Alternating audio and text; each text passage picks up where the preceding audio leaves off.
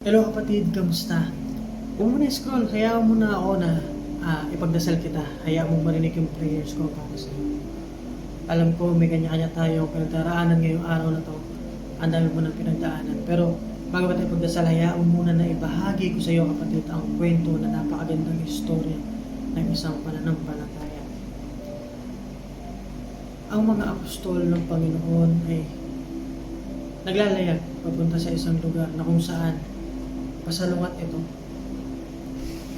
sa hangin, sa taas ng hangin. Habang nasa bangka sila, nagwawala yung tubig. Kasi pinabangga nila yung hangin. Ganun kalakas. Umabot ng madaling araw, yung Panginoong Jesucristo naglakad sa ibabaw ng tubig.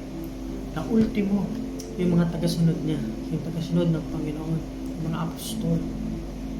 Sinabi, multo, multo. Natakot sila. Pero sinabi ng Panginoon sa kanila, huwag kayong matakot. Ako to, ang Panginoon. At si Pedro sinabi niya, Panginoon, kung talagang ikaw yan, papuntahin mo ako dyan. Sinabi ng Panginoon Jesus, halika, pumunta ka. Si Pedro, bumaba sa bangka at naglakad papunta kay Jesus. Pero dumaan yung napakalakas na hangin at napakalakas na alon. Na out of focus si Pedro. Ang nangyari, unti-unti siyang lumubog sa tubig. Na kung saan nasambit niya, Panginoon, Panginoon, tulungan mo. Agad-agad na inabot ng Panginoon ang kanyang kamay kay Pedro at itinaas sa tubig at sinabi sa kanya, napakahina ng iyong pananampalataya. Hinatid siya ng Panginoon sa bangka. At ang dagat at ang hangin ay humupa, naging mahinahon at sinabi nila, ikaw nga ang Panginoong Jesucristo. Ikaw nga ang anak ng Diyos.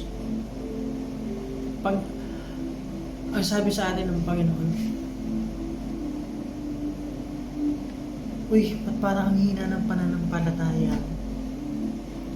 Parang tayo si Pedro na minsan pinaparana sa atin yung tagumpay. Yung tagumpay na kung saan iba't ibang hamon na yung natalo natin. Naglalakad tayo papunta sa Kanya, sa daan patungo sa Kanya. Kasi dumating yung napakalakas na alon sa buhay natin. Yung mga problema, yung mga kabigatan sa puso natin, yung mga pighati, yung mga kasalanan, yung mga sakit, yung lahat ng worries na hindi mo maisip na kung saan nanggagaling.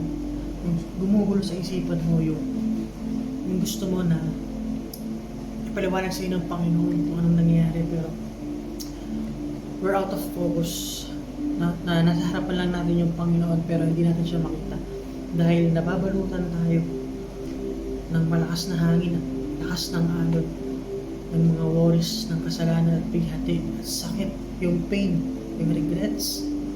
Babalutan tayo nito, kaya hindi natin alam kung ano yung dapat natin gawin. Pero yung Panginoon, naghahantay lang sa atin at inaabot. Naabot yung kamay niya, naabotin natin. Kaya may pagdasal kita, na mabawasan man lang yung mga worries, yung sakit, yung pain, yung karamdaman na nararamdaman mo ngayon, hayaan mo na ibahagi ko sa iyo panalangin ito.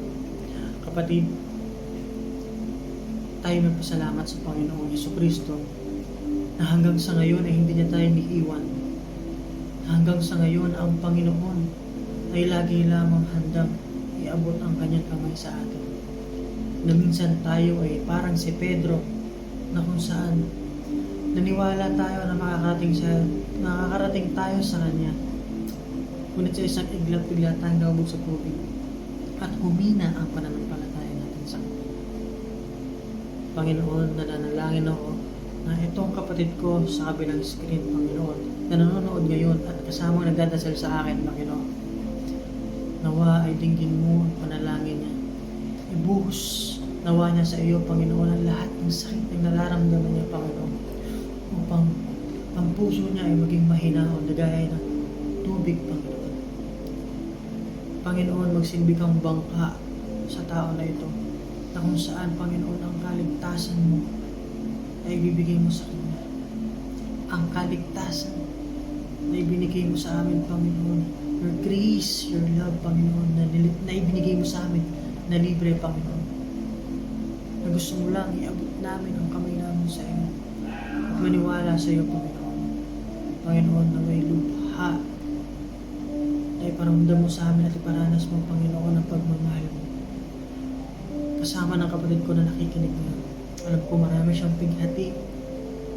Well, hindi ko alam kung saan nanggagaling yung pighati na yun, Panginoon. Hindi ko alam kung saan yun nanggagaling. Kung saan nagmumula, Panginoon, yung mga sakit na nararanasan niyo ngayon. Mga sama-samang problema, sama-samang hinanakit sa kapwa na ibinibigay sa kanya, Panginoon. Pero, Panginoon, alam ko, Panginoon, na ikaw ay naandyan para sa kanya. Panginoon, lahat ng sakit at hinanakit namin, Panginoon, na nasa puso namin, Panginoon, ay alisin mo gaya ng pagpapahinahon mo sa tubig, gaya ng pagpapahinahon mo sa hangin, para lang masabi namin na, Panginoon, ikaw nga talaga ang kailangan namin. Gabayan mo kami at patnubayan sa daan na tatahakin namin, Panginoon, papunta sa iyo. Alam namin mahirap, pwede kami out of focus, Panginoon, at hindi namin alam na pwede kami lumubog anytime, pero gabayan mo po kami, Panginoon. Alam ko, nagagabayan mo kami at papatnubayan, Panginoon, upang kami, Panginoon, ay makarating sa iyo nang hindi lumulubog sa kung ano mo kasalanan, problema na dumadaan sa buhay natin. Panginoon, nag-iisang anak ng Diyos, ito po ay dinadalangin namin sa matamis mong pangalan mo, Jesus. Amen.